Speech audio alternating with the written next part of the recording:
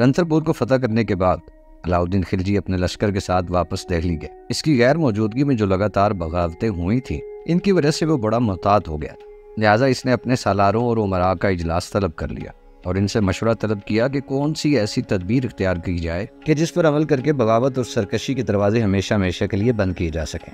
علاؤدین خلجی کے اس سوال پر اس کے سارے امراء اور سالاروں نے ایک دوسرے سے مشورہ کیا۔ پھر ان میں سے ایک ان کی نمائندگی کرتے ہوئے بولا، سلطان محترم، جو مشورہ آپ نے طلب کیا ہے اس پہ ہم سب نے غور کیا ہے اور ہم اس نتیجے پر پہنچے ہیں کہ بغاوت اور سرکشی کی 4 بڑی وجوہات ہیں۔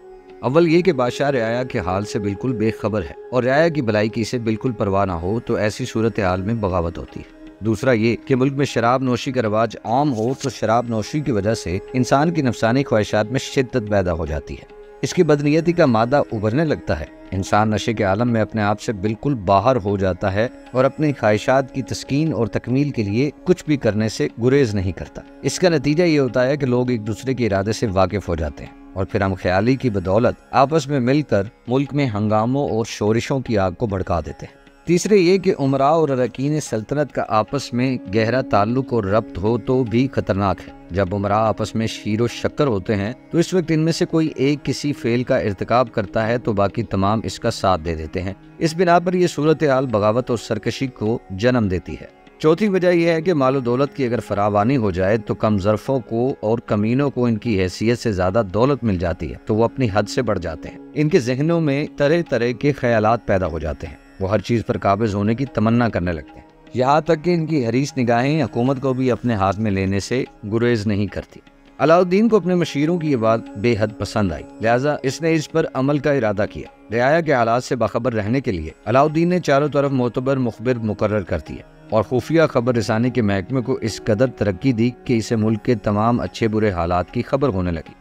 اس محکمے کی ترقی یہاں تک پہنچی کہ امراء اور اراکین سلطنت رات کے وقت اپنے گھروں میں جو بھی بات کرتے تھے ان کی اطلاع بھی بادشاہ کو پہنچ جایا کرتی تھی۔ صبح کے وقت جب کوئی امیر بادشاہ کے سامنے پیش ہوتا تو بادشاہ اس کے سامنے گزشتہ رات کی گفتگو کی رپورٹ رکھ دیتا اور وہ امیر اس تحریر کو پڑھ کر پریشان ہو جاتے، اس لیے کہ اس رپورٹ میں ایک ایک بات بالکل صحیح طریقے سے لکھی ہوئی ہوتی تھی۔ اس کارروائی کا نتیجہ یہ ہوا کہ لوگ آپس میں باتیں کرنے سے گریز کرنے لگے۔ اس کے علاوہ لوگ اپنے گھروں میں آدھی رات کے وقت زور سے بولتے ہوئے جھجکتے تھے۔ عام طور پر تمام گفتگو اشاروں کنایوں سے ہونے لگی تھی۔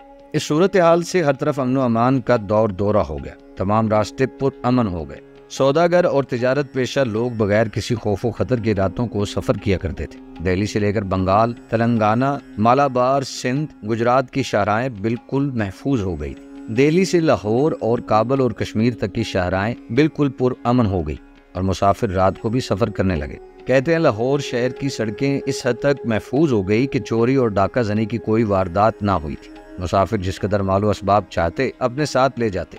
راستے کے جنگلوں میں ڈاکو اور چوروں سے بے خطر ہو کر چین کی نیند سویا کرتے تھے اور تمام مال و اسباب ان کے پاس پڑا رہتا تھا۔ مسافر دوران سفر جس گاؤں سے بھی گزرتے اس گاؤں کا سرکردہ ان کی پوری توجہ سے اوبگت کرتا۔ خبر رسانی کا سارا نظام درست کرنے کے بعد اب علاؤدین خلجی نے شراب نوشی کی طرف توجہ دی۔ اس سلسلے میں علاؤدین نے پہلا اقدام یہ کیا کہ خود شراب پینی بند کر دی اور یوں محفل بادہ نوشی ختم ہو گئی۔ کئی عیش و عشرت کی محفلوں پر بھی پابندی لگا دی گئی۔ بدائیوں کے دروازے کے پاس شراب کے انگنت مٹکے توڑ کر شراب خاک میں ملا دی گئی۔ ساغروں اور سرائیوں کو پاش کر دیا گیا۔ شراب پینے کے لیے جو سونے اور چاندی کے برتن استعمال کیے جاتے تھے ان کو پگھلا دیا گیا اور ان سے سکے ڈال کر شاہی خزانے میں داخل کر دیا گیا۔ شہر میں عام اعلان کر دیا گیا کہ بادشاہ نے شراب نوشی سے توبہ کر لی ہے، لہٰذا جو شخص شراب پیے گا یا بیچے گا اس کو سخت سزا دی جائے گی۔ علاؤدین خلجی نے اپنے تمام مقبوضہ علاقوں میں اس قسم کے احکامات بھیجے اور لوگوں نے ان پر بسر و چشم عمل کرنا شروع کر دیا۔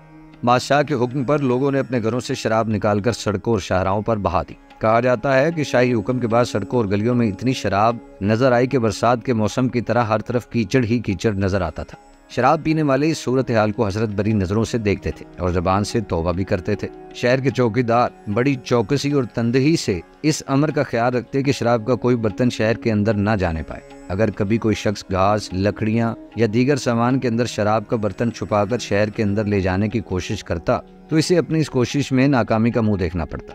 چوکیدار فوراً اس قسم کے لوگوں کو تاڑ لیتے اور شراب حاصل کر کے ضبط کر لی جاتی۔ یہ ضبط ہوئی شراب فیل خانے میں پہنچا دی جاتی اور ہاتھیوں کو پلا دی جاتی۔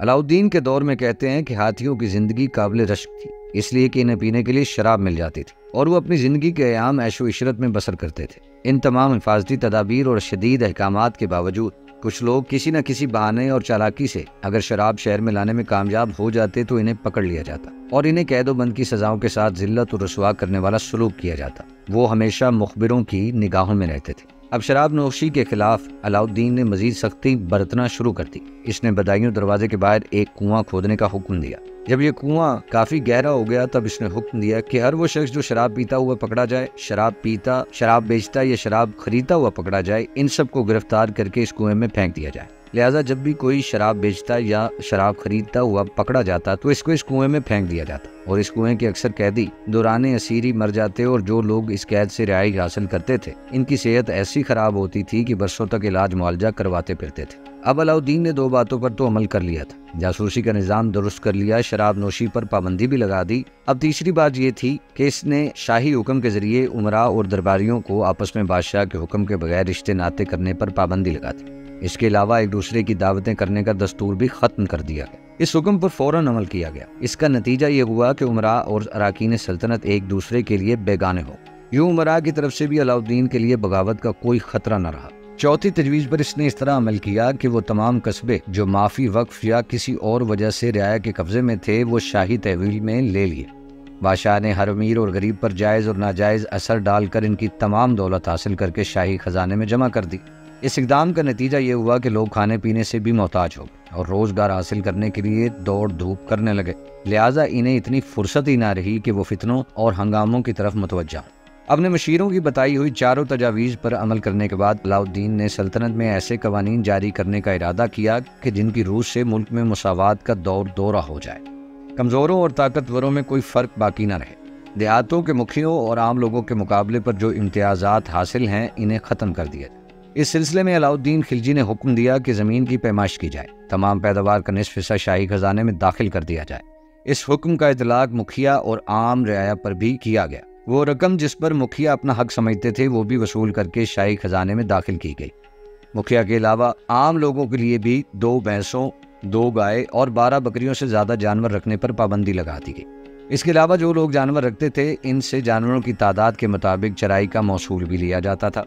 اس صورتحال کا نتیجہ یہ ہوا کہ بہت سے عاملوں اور اہلکاروں کو اپنے پیشے میں کوئی فائدہ نظر نہ آیا اور انہوں نے یہ کام چھوڑ دیا۔ گاؤں کے چودھریوں اور مکھیوں کی زندگی کا نظام بالکل درہم برہم ہو گیا۔ وہ لوگ جو انتہائی امیرانہ شان و شوکت کے ساتھ زندگی بسر کرتے تھے، جن کا لمحہ لمحہ عیش و عشرت کی نظر ہوتا تھا کہ ان کے گھروں کی عورتیں دوسرے خوشحال گھرانوں میں ملازمتیں کر کے گزر بسر کا سامان فراہم کرنے لگی تھی۔ کچھ مورخین یہ بھی لکھتے ہیں کہ اس کے بعد میں آنے والے دور میں زمین کی پیمائش اور مالیہ وصول کرنے کا جو نظام شیر شاہ سوری نے قائم کیا تھا وہ نظام دراصل علاؤالدین خلجی کا جاری کردہ تھا اور یہ اس کی ذہنی اختراع تھی۔ علاؤالدین خلجی بالکل ان پڑھ تھا، اس بنا پر وہ کبھی کبھی ان خیالات کا اظہار کرتا تھا کہ ملک کی حکمرانی اور بادشاہت کا نظام صرف بادشاہ کی رائے اور اس کی مصلحت سے تعلق ہوتا ہے، ان سیاسی کاموں سے خداوند تعالیٰ کی شریعت کا کوئی تعلق نہیں۔ مذہبی علماء کا کام صرف اتنا ہے کہ وہ مختلف قسم کے مقدموں کا فیصلہ کریں، خاندانی جھگڑوں کو ختم کریں اور خداوند تعالیٰ کی عبادت کے بہترین طریقے بتائیں۔ اپنی اس غلط رائے پر علاؤالدین ہمیشہ عمل کرتا اور کسی معاملے میں شریعت کی پرواہ نہ کرتا۔ حیرت کی بات یہ ہے کہ اس کے پاس بڑے بڑے علماء اور بڑے جید قسم کے عالم ملنے کے لیے آتے تھے، پر کبھی کسی نے اس کی اصلاح کا پہلو نہ نکالا تھا۔ لیکن جب علاؤالدین خلجی نے اصلاحات جاری کی، جاسوسی کا نظام قائم کیا، اس کے علاوہ شراب نوشی پر پابندی عائد کی اور اس کے لیے سزا کے احکامات بھی جاری کیے، امراء کی رپورٹیں اس کے پاس آنا شروع ہو گئی، تب ان رپورٹوں کو پڑھنے کے لیے اس نے کچھ لکھنا پڑھنا شروع کر دیا اور بڑی تیزی کے ساتھ لگاتار کوششیں کرتے ہوئے اس نے پڑھنا شروع کر دی۔ ساتھ ہی اس نے فارسی کی کچھ کتب کا مطالعہ بھی کرنا شروع کیا۔ اس طرح اس نے لکھائی پڑھائی پر توجہ دیتے ہوئے مختلف علوم کی کتابوں کا مطالعہ شروع کر دیا۔ اس کا نتیجہ یہ ہوا کہ اس کے ذہن میں جو فاسد خیالات آتے رہے تھے وہ اصلاح پذیر ہوئے اور اسے اس بات کا یقین آ گیا کہ علماء اور قاضی نیک نیت اور پاک باطن لوگ ہیں۔ یہ لوگ دنیاوی فوائد کے لالچ میں گرفتار ہو کر مسائل گڑا نہیں کرتے۔ عقائد کی اس تبدیلی کے بعد علاؤالدین خلجی کبھی کبھار علماء کی مجلس میں شرکت کرتا اور ان سے شرعی مسائل کے بارے میں گفتگو بھی کرنے لگا، اس لیے کہ اب اس نے لکھنا پڑھنا شروع کر دیا تھا۔ علاؤالدین خلجی نے جب لکھنا پڑھنا سیکھ لیا اور علماء کی مجلسوں میں بیٹھنا شروع کیا تو ایک روز اپنی سلطنت کے قاضی مغیث الدین کے پاس بیٹھا ہوا تھا کہ انہیں مخاطب کر کے علاؤالدین کہنے لگا، میں تم سے چند مسائل کے بارے میں کچھ پوچھنا چاہتا ہوں۔ چونکہ علاؤالدین نے زندگی بھر علماء سے کوئی بات ہی نہ کی تھی، ہمیشہ انہیں مطلب پرست اور دغاباز سمجھ کر ان سے کبھی کسی قسم کا مشورہ نہ کیا تھا۔ اس لیے قاضی صاحب علاؤالدین کی بات سن کر دل ہی دل میں خائف ہوئے کہ خدا جانے کیا مصیبت نازل ہونے والی ہے۔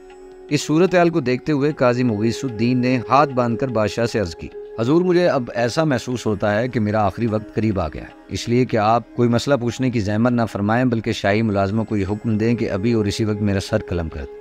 علاؤالدین نے قاضی صاحب سے اس ڈر اور خوف کی وجہ پوچھی تو جواب میں قاضی نے جواب دیا، حضور مجھ سے کچھ بھی دریافت فرمائیں گے میں اس کا صحیح جواب دوں گا، اگر یہ جواب حضور کی مرضی کے خلاف ہوا تو پھر میرا زندہ رہنا مشکل ہو جائے گا۔ اگر میں نے آپ کی خوشی کو پیش نظر رکھتے ہوئے غلط جواب دیا اور پھر بعد میں آپ نے دیگر علماء سے میرے جواب کی تصدیق کرائی تو پھر مجھ پر جھوٹ بولنے کا الزام ثابت ہو جائے گا، اور اس صورتحال میں بھی میرا حشر وہی ہوگا جو پہلی صورت میں ہوگا۔ قاضی کا جواب سن کر علاؤالدین مسکرایا اور اس نے قاضی سے کہا، میں جو کچھ تم سے دریافت کروں تم اس کا جواب اسلامی شریعت کے مطابق دینا، اور یہ یقین رکھو سچ بولنے کی وجہ سے تمہیں کوئی نقصان نہیں پہنچے گا۔ اس کے بعد بادشاہ نے قاضی سے کچھ سوالات کیے اور قاضی نے اس کے تسلی بخش جوابات دیے۔ جو سوالات اور جوابات ہوئے وہ کچھ اس طرح تھے۔ علاؤالدین خلجی نے پہلا سوال کیا، اسلامی شریعت کی روح سے کسی ہندو کو ذمی اور خراج گزار کہا جا سکتا ہے؟ قاضی نے کہا، مذہب اسلام کی روح سے ان غیر مسلموں کو ذمی کہا جاتا ہے جو اسلامی حکمران کے عاملوں کی طلب کرنے پر بغیر کسی حیل و حجت کے مال اور خراج ادا کرتے ہیں۔ اگر بادشاہی عامل ان غیر مسلموں کی کوئی بےعزتی بھی کریں تو انہیں ضبط کے ساتھ برداشت کرنی چاہیے اور مال کی ادائیگی میں کسی قسم کی کوتاہی نہیں کرنی چاہیے۔ علماء مذہب اسلام نے غیر مسلموں سے متعلق یہ حکم دیا ہے کہ یا تو وہ مذہب اسلام قبول کر لیں یا قتل کر دیا جائے۔ احادیث صحیحہ سے بھی اسی فتوے کی تائید ہوتی ہے، لیکن امام اعظم ابو حنیفہ نے غیر مسلموں کو قتل کرنے سے منع کیا ہے اور اس کی جگہ جزیہ وصول کرنے کا حکم دیا ہے۔ اس لیے غیر مسلموں سے سخت گیری کے ساتھ جزیہ وصول کرنا چاہیے تاکہ یہ تشدد اور سخت گیری قتل کے قائم مقام ہو سکے۔ یہ جواب سن کر علاؤالدین مسکرایا اور کہا کہ تم نے جو کچھ کہا ہے وہ قرآن مجید سے ماخوذ ہے۔ میں نے اپنے ذاتی غور و فکر سے جو طریقہ اختیار کیا وہ یہی ہے کہ میں غیر مسلموں سے ایسا ہی سلوک کرتا ہوں۔ اب علاؤالدین نے دوسرا سوال کیا، اکثر ایسا ہوتا ہے کہ بادشاہی اہلکار لوگوں سے رشوت کے طور پر کچھ رقم حاصل کر لیتے ہیں، کیا اس طریقہ کار کو چوری کے مترادف سمجھا جانا چاہیے؟ قاضی نے جواب دیا، شاہی اہلکار اپنی معمولی تنخواہ کے علاوہ جو ان کی ضرورت کے لیے کافی ہو اگر کوئی رقم وصول کریں تو بڑی سختی کے ساتھ ان سے یہ رقم واپس لینی چاہیے، لیکن چوروں کے لیے جو ہاتھ کاٹنے کی سزا ہے وہ ان لوگوں پر جاری نہیں کی جا سکتی۔ قاضی کا جواب سن کر علاؤالدین کہنے لگا، میں نے بھی سزا کا یہی قانون رائج کیا ہے۔ شاہی اہلکار جو رقم بددیانتی سے حاصل کرتے ہیں میں بڑی سختی کے ساتھ ان سے یہ واپس لے لیتا ہوں تاکہ لالچی اور ظالم اہلکار رعایا کو تنگ نہ کرے اور رشوت لینے کا رواج ختم ہو جائے۔ تیسرا سوال یہ ہے کہ میں نے اپنی عمارت کے زمانے میں دیوگڑھ سے جو مال و دولت حاصل کیا اس پر کس کا حق ہے، میرا یا رعایا کا؟ وہ میری ملکیت ہے یا بیت المال کی؟ قاضی نے جواب دیا، اس تمام مال و دولت میں آپ کا حق اتنا ہی ہے جتنا ان لوگوں کا جنہوں نے یہ سب کچھ حاصل کرنے میں آپ کی مدد کی۔ علاؤالدین کو یہ جواب بھی پسند آیا اور اس نے کہا، بھلا یہ کیسے ہو سکتا ہے کہ جو رقم میں نے اپنی عمارت کے زمانے میں حاصل کی اور جسے شاہی خزانے میں داخل نہیں کیا گیا وہ کس طرح بیت المال کی امانت ہو سکتی ہے؟ اس پر قاضی صاحب نے پھر جواب دیا، بادشاہ اپنی ذاتی محنت اور قوت سے جو کچھ حاصل کرتا ہے اس میں کسی اور کا حصہ نہیں ہوتا، لیکن جو دولت اسلامی لشکر کی وجہ سے بادشاہ حاصل کرے اس پر اس کا حق اس قدر ہوتا ہے کہ جس قدر ایک عام لشکری کا۔ علاؤالدین نے چوتھا سوال کیا، لشکر اسلام کی مدد سے جو دولت حاصل کی جائے اس میں میرا اور میری اولاد کا کتنا حصہ بنتا ہے؟ اس پر قاضی نے علاؤالدین کی طرف غور سے دیکھا اور کہا، اب مجھے ایسا لگتا ہے کہ میری موت کا وقت قریب ہے۔ آپ کو میرا پہلا جواب بھی پسند نہیں آیا تھا اور یہ جواب تو کچھ اور ہی زیادہ ناپسندیدہ ہو جائے گا۔ قاضی کو سن کر علاؤالدین نے کہا، تم میرے سوال کا صحیح جواب دو اور اپنی جان کو بالکل محفوظ سمجھو۔ اس پر قاضی نے جواب دیا، اس سلسلے میں 3 طریقوں پر عمل کیا جا سکتا ہے۔ اگر از روئے انصاف دیکھا جائے اور خلفائے راشدین کی تقلید کی جائے تو اس دولت میں سے بادشاہ کا اسی قدر حصہ ہے جتنا کہ ایک عام مسلمان کا، اور اگر میانہ روی سے کام لیا جائے تو بادشاہ کو ان امیروں کے برابر حصہ لینا چاہیے جنہیں زیادہ حصہ ملتا ہے۔ اگر ملکی سیاسی مصلحتوں کا خیال کیا جائے تو بادشاہ عمرا کے حصے سے کچھ زیادہ حصہ لے سکتا ہے تاکہ بادشاہ اور عام عمرا کے مرتبے میں امتیاز کیا جائے اور شاہی روب کو برقرار رکھا جائے۔ اس سے زیادہ حصہ لینا بادشاہ کو کسی بھی صورت جائز نہیں۔ بادشاہ کی اولاد کا حق عمرا اور مسلمانوں کے برابر ہونا چاہیے۔ یہ جواب سن کر علاؤالدین بہت برہم ہوا اور اس نے کہا، اس کا مطلب تو یہ ہوا کہ میرے حرم اور دیگر سلسلوں میں جو رقم صرف ہوتی ہے تم اسے ناجائز قرار دیتے ہو؟ قاضی کہنے لگا، حضور نے مجھ سے شرعی مسائل کے بارے میں پوچھا تھا، میں نے سب جوابات از روئے شرع دیے ہیں۔ لیکن اگر ملکی مصلحت اور سیاسی ضروریات کے پیش نظر میری ذاتی رائے پوچھی جائے تو میں کہوں گا کہ حضور کا عمل بالکل صحیح ہے۔ بادشاہ کے وقار اور اس کے رعب کو قائم رکھنے کے لیے جس قدر بھی دولت صرف ہوگی اس کو ملکی انتظامات کے اخراج میں شمار کیا جانا چاہیے۔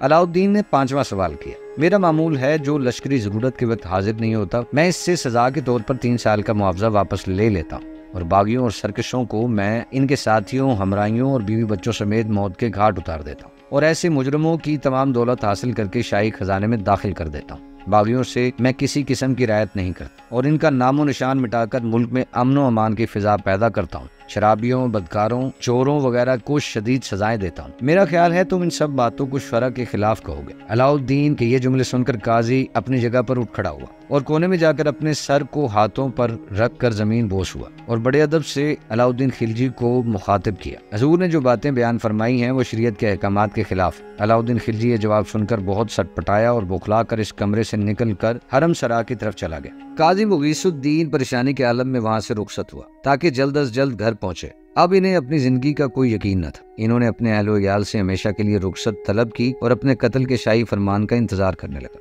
وہ اسی انتظار میں تھا کہ اگلے روز علاؤالدین خلجی نے انہیں دربار میں طلب کیا اور خلاف توقع انہیں انتہائی لطف و کرم سے نوازا۔ ان کے لیے بہترین زرد وردی کا لباس مہیا کیا گیا اور 1000 کی رقم پیش کی گئی۔ اس موقع پر علاؤالدین قاضی مغیث الدین کو مخاطب کرتے ہوئے کہنے لگا، اگرچہ میں علم میں آپ کے مقابلے میں بالکل نا آشنا اور شرعی مسائل سے قطعی نا واقف ہوں، لیکن مسلمان ہوں اور میں مسلمان کا بیٹا ہوں۔ میں اچھی طرح جانتا ہوں کہ آپ نے جو کچھ کہا وہ بالکل صحیح ہے، لیکن دنیا کے معاملات اور خاص طور پر ہندوستان کی مہمات صرف شرعی مسائل پر عمل کرنے سے حل نہیں ہو سکتی۔ جب تک سیاست سے شدید ترین قواعد سے کام نہ لیا جائے ملک میں امن و امان قائم رکھنا بہت مشکل ہو جاتا ہے۔ میرے خیال میں محض مذہبی واعظ اور نصیحتوں سے اس زمانے کے لوگ سیدھے راستے پر نہیں آتے۔ یہ روز روشن کی طرح واضح ہے کہ فاسق اور بد کردار لوگ زناکاری کے بڑے شیدا ہوتے ہیں۔ غصے، قید اور مار پیٹ سے یہ لوگ توبہ نہیں کر سکتے۔ ایسے لوگوں کو عبرت دینے کے لیے میں چند ایک کو ناکارہ کر دیتا ہوں تاکہ ملک میں بدکاروں کے حوصلے پست ہو جائیں۔ میری نیت نیک اور صاف ہے۔ میرا مقصد صرف یہ ہے کہ اللہ تعالیٰ کی مخلوق امن و چین اور خوشحالی کے ساتھ زندگی بسر کرے۔ چونکہ اللہ کی رحمت کا دروازہ ہر وقت کھلا رہتا ہے، اس لیے مجھے پوری امید ہے کہ اللہ تعالیٰ میرے گناہوں کو معاف فرمائیں گے۔